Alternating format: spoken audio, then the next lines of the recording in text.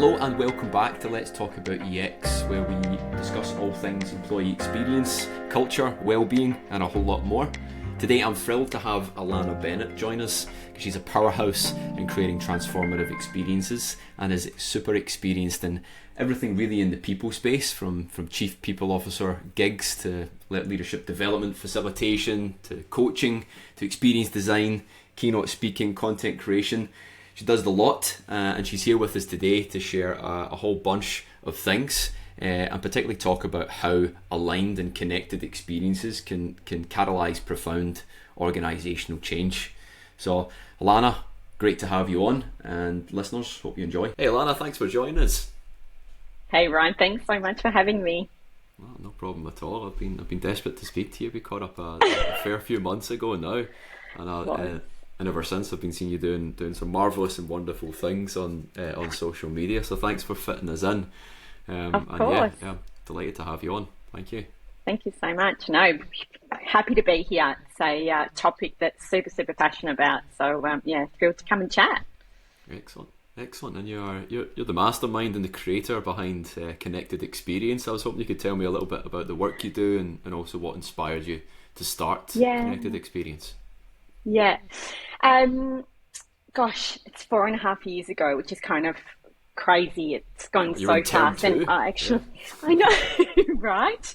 And I actually launched, I may have shared this with you when we originally caught up, actually. I actually launched my business the week that the pandemic was declared a pandemic. And I remember thinking, that really wasn't in the back of the business plan of things that could go wrong.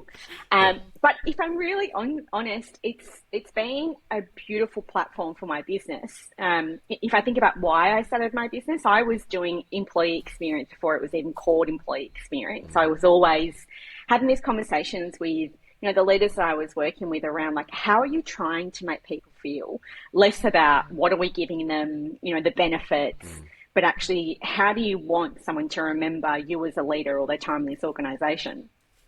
So all of a sudden we have this pandemic and we lose the what, right? We lose the offices, we lose the free lunches, the foosball tables, all the stuff that, we literally said, this is employee experience, kind of what we're giving people. And it came back to, how do you want to make people feel? I remember saying to a couple of leaders during COVID, it'll be that time in someone's career that they'll look back and they'll go, God, my leader really looked after me, or God, they were a dick, right? People will have those experiences. And so obviously I didn't know COVID was happening when I started thinking about my business. But I was really passionate about how I could do more of that work, how I could, help organizations design employee experiences that were connected. And that's what brought the idea of Connected Experience. I saw so many organizations that would say, this stuff matters to us. These are our values. This is our strategy. But actually the experience was in contrast or just not aligned. And I say to people today, and I will say until my dying breath, your employees in your organization are looking at what you're saying, your statements, what you're doing, all the words that we put up on the wall. And they're going, if that's true, what's my experience of that day today? And if they can't make that connection, they're calling BS, right? They're going, actually, that doesn't matter to you because I don't feel it in my experience. We've got a value around curiosity, but no one leans in to help solve ideas or generate new solutions to problems that are all made within a certain same group. Someone goes, that's not curiosity, right? So that's really how kind of Connected Experience came to be. I really wanted to do more of that work, help organizations kind of bridge that gap between what they were stating they were and actually what their experience was. And if I'm really honest, it's really kind of evolved from that day. 4 years ago, it was very much about employee experience design, and now it's kind of really just shaped and morphed, I think in alignment probably with where the industry is kind of moving to. Yeah, and Jesus, an amazing story you've told. One of the most disconnected experiences in workplace history. You kind of created this business as it focused on the connection point. That's amazing. Yeah. You do a lot of work as now as a fractional CPO. Is this kind of where you've responded to more of a need at the moment. Can you tell us a little bit about how that works and why you think maybe there's a growing need or perhaps a growing trend for fractional HR services?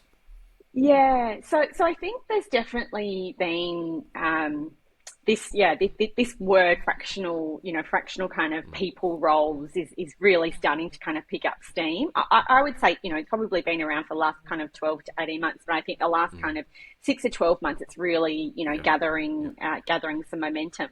And I think there's a couple of reasons, right? I think our economic environment is really driving that. So when in the work that I do as a fractional kind of people gig role is it looks different for lots of different organizations, but typically the clients that I'm working with either have minimal HR resourcing or kind of, lower or mid-level kind of HR resourcing where perhaps it's like bolted onto someone's role. So they're kind of like operations and people or admin and people, there's kind of where they're trying to wear a couple of hats, or they have no one. And, one of the things that, certainly conversations that I'm having with, business leaders and CEOs that I'm working with is it is hard to justify putting extra fixed costs into your business in the economic climate we're in. And unfortunately, for us in the people space, we're always seen as a cost to an organisation. I wish that people could see how the work we do is actually a revenue generator, but we are not there yet. And that is not the conversations that we're having when it comes to the cost of people teams. And so the benefit of this kind of fractional work is it's exactly that. You're kind of going for a fraction of the time. I've got some clients who I'm doing 10 hours a month. I've got some who I'm doing 5 hours a week. It depends on where they are in the evolution of their growth and really what they're trying to achieve. And some of that work looks like designing recruitment processes, helping them actually do an org redesign, designing job levels, designing a leadership development program, so it's like what you would do in a chief people officer role, but you're really kind of doing it at that fractional basis. And it works really well, right? Because it's cost effective for a business. I always start that engagement by making sure that we have a really robust conversation around what is the most important thing that we improve in your business when it comes from a business performance perspective.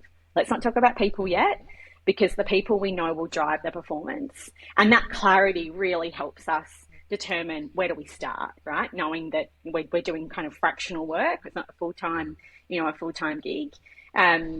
So that's kind of how I'm working in that space. Others may be, kind of working slightly differently. But I think what I've seen as the benefit is you get to bring in, senior resources, capable resources at, kind of a fraction of the cost, right? Because you're not putting that headcount on at a full-time basis. Yep.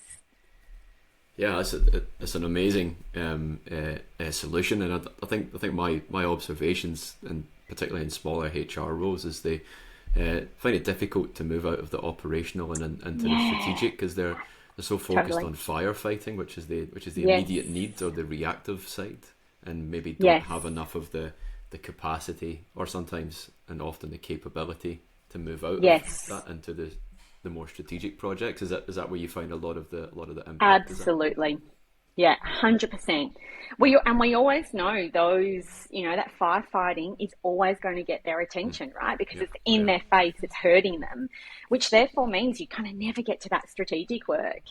The one thing I will admit that I've really loved is, and probably combines with what I miss about being a sole business owner, is I miss being part of a team, so I get a bit of that, but I get to coach people, and what has been really cool is seeing some of these people that I'm working with on a really regular basis actually lift capability because they've got someone that they can kind of bounce ideas off, right? Again, when we think about what great kind of coaching and mentoring looks like, if you're in a sole role in an organization, it's kind of hard to get that. So there's benefits in terms of the work, absolutely, but there's also benefits in terms of kind of growing the capability of the person that's kind of owning that people agenda in an organisation. Awesome, excellent. And in your experience, why is having, like we touched a little bit on it there, on the kind of helping with people strategies, or maybe even just an overall people strategy, like what in your experiences, or why rather as a well-defined people strategy really critical for organizations today? Yeah. It has to go hand in hand with the business strategy, right? So I think ultimately, if an organization is spending some time thinking about where do we want to be, where do we want to grow, how do we want to win, and defining that, is the people have to execute on that, right? And so if you don't have a people strategy that executes on your business strategy, I'm kind of going to hesitate that maybe you're not going to execute on your business strategy. Or maybe you will, but you're leaving a lot to chance. And, as we know, anything that is well executed is not left to chance, right? And so I actually am a really big fan of, when working with my clients, is not having a separate people strategy. We might have initiatives that we deliver, but actually our people strategy is embedded within the business strategy. So, because the challenge is, again, if we start to see them as separate things, we start to see ownership and accountability get shifted to kind of the people space for the people strategy, right? Whereas we all own culture, we all own people capability, we all own that agenda in our organization. And so actually sitting that as a holistic strategy, in my mind, is key just to getting that accountability and ownership across all leaders, in your organization. No one, senior HR person can be responsible for delivering on the people strategy, right? It just doesn't work like that practically. And sometimes that's the expectation, we'll stick culture down here, or sometimes that's a solution that senior HR people have, is to own culture and create it in a silo, and it's a huge mistake. I think. Yeah, I mean, you would see that in your work too, I'm sure, right? It's dangerous. It's a dangerous space to kind of start to play in if that's the view. And I think I read recently it's like 44%, so almost half of businesses don't have a people strategy at all, and then there's probably a large chunk of businesses where they do have a people strategy that's perhaps created in complete isolation. It has no connection to the business strategy. Why do you think that is, or have you come across any organizations where that's the case? Yeah, I think it goes to that point, right? Is where do they see that ownership of control, and are they thinking holistically about the business? Are they thinking about the business strategy being, kind of the what we do, and the people strategy kind of the how we do it. So, that's in my mind how I kind of think they should sit together. What I will say though is, I'm not a fan of saying have a people strategy for the sake of having a people strategy, right? Particularly in some of my, clients that I work with that are fast growing kind of small organizations. If you are designing a business strategy with the people in mind, the people agenda in mind, then that's enough, right? It doesn't need to be this whole set of, kind of new conversation we have around the people strategy. It could literally be, these are our intentions for our business strategy, and here are the people objectives and initiatives that are going to deliver on that. That is good enough, right? Like, let's not overwork something if it doesn't create value. And I think that's part of the challenge of the people strategy piece, why it's missing, is people feel like you've got to spend all this time and effort and energy on creating this, amazing looking deck. Like, man, go for it. My view is that is not what people buy into, right? People buy into a conversation that says, this is who we are as an organization. This is where we want to grow. These are our big goals that we're striving for. And these are the people, initiatives that are going to help us execute on it. It can be as simple as that. Yeah, I like the message of simplicity. I've wondered, and I wonder what your take is on this, as both kind of HR people, a few decades of experience in HR industry between us. Do you think we have a problem with complexity bias in HR? Yeah, I think if I, now I'm massively generalizing here, and I'm not saying this to offend anyone. All generalizations here, of course. Makes good and hopefully, sound bites, hopefully I'm not going to lose like a ton of connections based on what I say. But I think the challenge is that we have to go back to, where does the people conversation sit on the business agenda? Right. And I think the challenge is that if you're in a business where they don't value the people conversation, we feel like we have to justify our existence. And that looks like 100-page deck, fancy words, all these initiatives, growing a big team, blah, blah, blah, blah, right? You get where I'm going.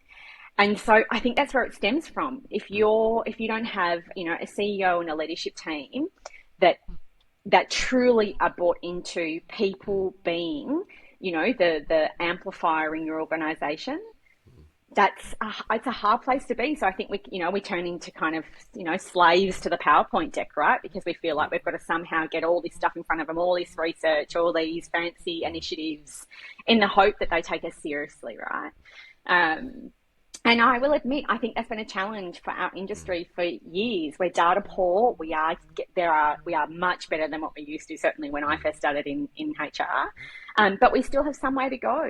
And, I think the more actually that we can engage in conversation around, linking, as I say, the business performance to the people performance, and which is why I go back to, have your strategy as part of the business strategy.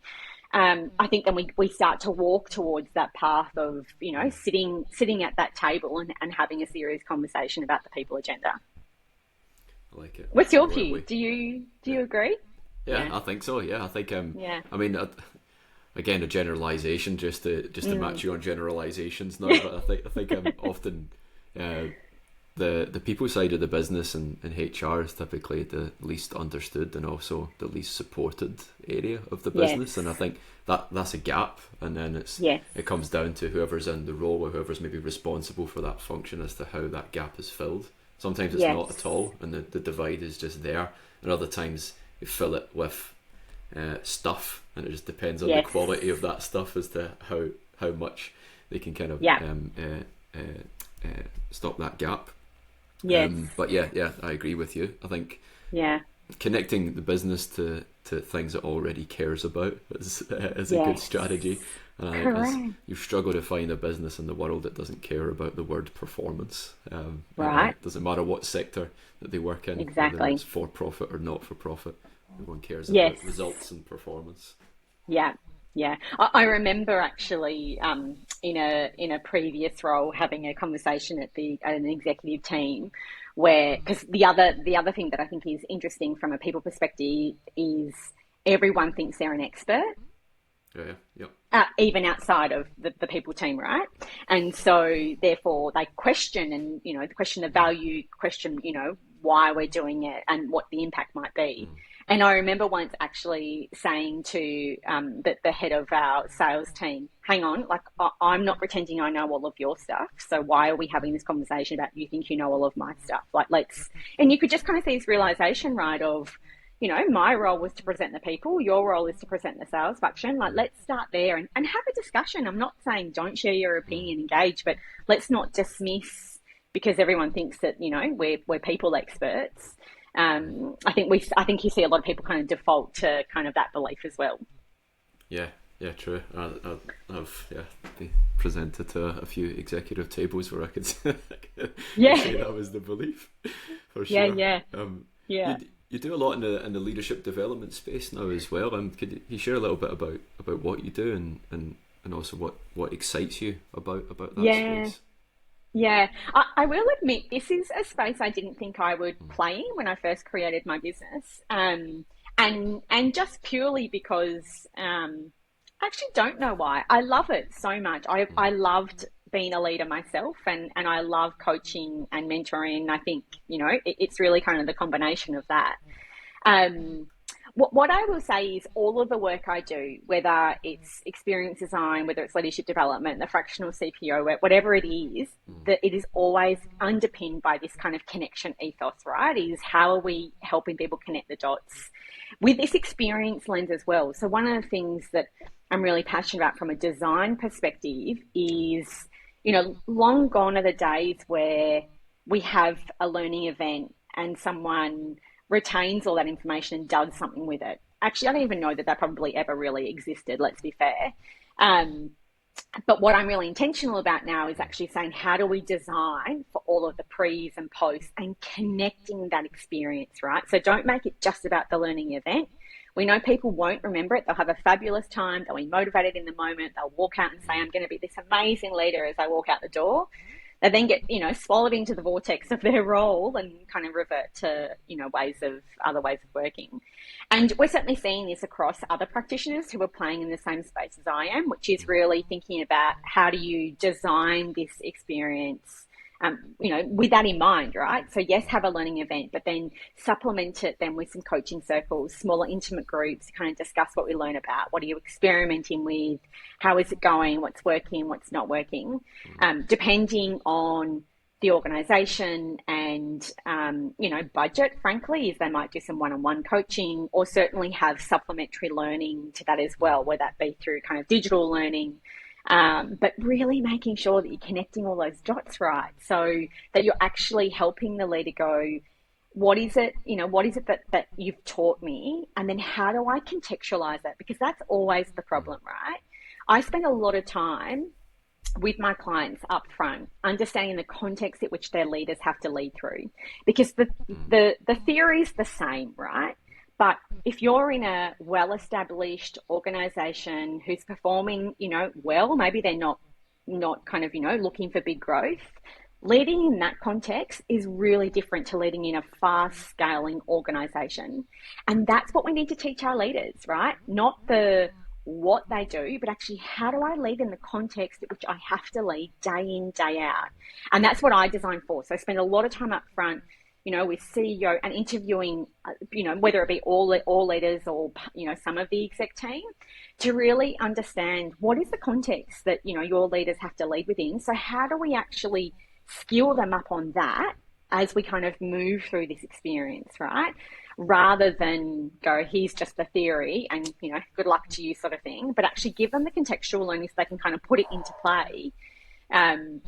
One of the things as well that has worked, incredibly well for one of my clients is, this idea of just-in-time learning. So we know leaders are so overwhelmed at the moment. If you want them to do something, like skill them right before they need to do it. Like don't leave it to chance, right? So if you want them to have great growth conversations, why don't we deliver it just before actually we know they've got to have the conversations? We've been doing this with one particular client now we're coming to the end of our first full year. So each quarter we're kind of running these interventions about having great growth conversations and skilling both employees and leaders. And everyone is reporting a huge increase in the quality of the conversation because of that just-in-time learning, right? It's like skill me right before I need it and then go and do it, rather than, this kind of learning that kind of happens outside of actually when I need to use the skill.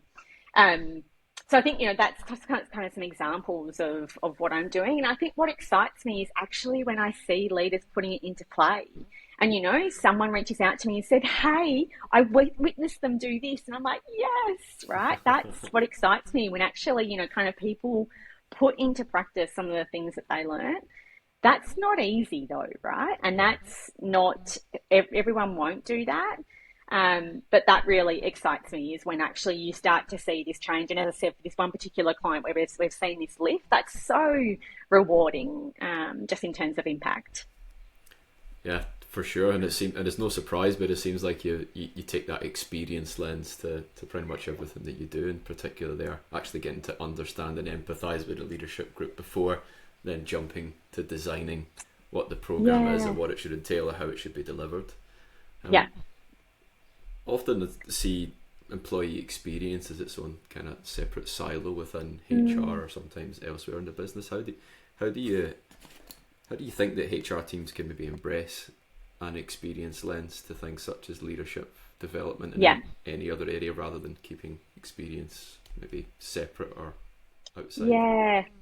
It's a great question because, even when I think about when we really saw this birthing of, employee experience as kind of a function in people teams, they have largely been kept as kind of separate, right? So there's a person who's responsible for the employee experience. And I don't disagree with that. But again, I kind of come back to this position of who owns culture. And who owns experience, right? And we all own the experience. So now I will admit, I used to lead the employee experience function. So, it's that separate, but I became one of the things that I was really conscious of was upskilling the rest of the people team around what were our principles when it came to employee experience? So as they were doing pieces of work, they were using those principles in mind, making it really accessible. And we kind of got to the point actually where, HR business partners would come to me and say, hey, we're about to do, have this conversation. This is kind of the EX lens we've put on it. Any extra thoughts? I'd be like, amazing, go. You might do some fine tweaking, but that's nirvana, right? Where actually everyone sees that they have a role to play. Don't get me wrong, really big organisation, you may want to keep it separate to ensure you've got consistency of experience, because we know that becomes a really big problem as well if we don't, kind of have some form of kind of central ownership. But I think, there's justifications for both. I think, making sure that you've got principles which you design for and you're always talking about those, I think is a way that you start to bridge those gaps between teams, right? So you're not doing, leadership development in isolation of thinking about what's the experience we're trying to create. And again, I always go start with the end in mind, right? So if someone is finishing the leadership development program in your organization, how do you want to make them feel? How do you want them to kind of look back and go, that was such a great investment of 6 months of my time. I'm all these things different that I wanted to be. And so work our way backwards, right? What do we have to design for to actually, kind of achieve that end state? I think the challenge is we're seriously time and resource poor. And so we get in those moments, I think we just get into delivery and pushing stuff out. Again, I think a little bit of kind of justifying our existence and not always thinking about what are we trying to achieve? Massive generalization. No, I'm on board with it. I'm nodding. Yeah. Oh, geez. I agree. I've seen that, and I think another challenge, and I think you alluded to it there, is maybe the sensitivity around ownership. Sometimes that can get in the way of a lot of great progress, and I think often as people have shared goals, who want to see a great process being delivered or a great project achieving its goals, or people having a great experience, whether it's through leadership programs or whatever the thing being designed is. But something we have to get over, I think. Yeah. Ego is a killer of everything. Is any advice for companies who might be considering fractional services in the HR space? Is there any advice or any things you would like them to think of if they are considering it? Yeah, I would. So a couple of things. Again, start with the end in mind, right? What are you trying to achieve? What has brought you to a conversation around what your people resourcing might look like? Get really clear on the problem you're trying to solve. Again, I don't think this is a space that we sit in enough these days. We don't ask ourselves, what's really going on? Why is it going on? And therefore, what am I trying to solve? This kind of immediacy and fast-paced nature at which, organizations are largely working is just driving action. And that's dangerous, right? We can end up kind of introducing things that actually the business doesn't need. But humans are complicated, right? So let's start there and, almost think about if you were solving a really big customer issue that you had, let's say sales had decreased in your organization.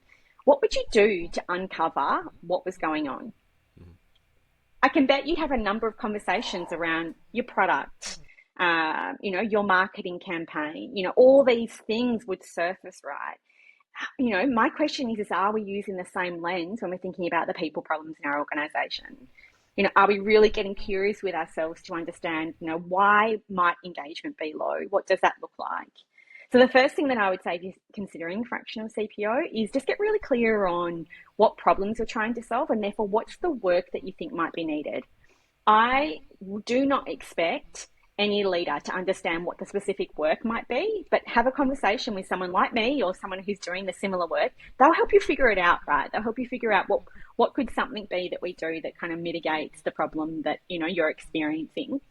So I think just being really clear on the problem is the first piece. And the other thing that I think is so important is the fit between the person doing the role and the organisation. It's no different if you're hiring someone in your organisation in a full-time capacity, but we know in this people space, it's such high trust work, right? And so you want to make sure that, I still act as if I'm in that role in an executive team. I'm still holding, people account to the work.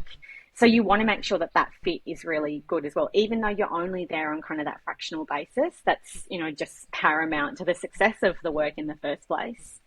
And then I think be creative, right? Like let's move the constraints of how we've thought about how work should be done, and think about how do we do it in a different way today. It doesn't mean we have to do all 5 things at one time.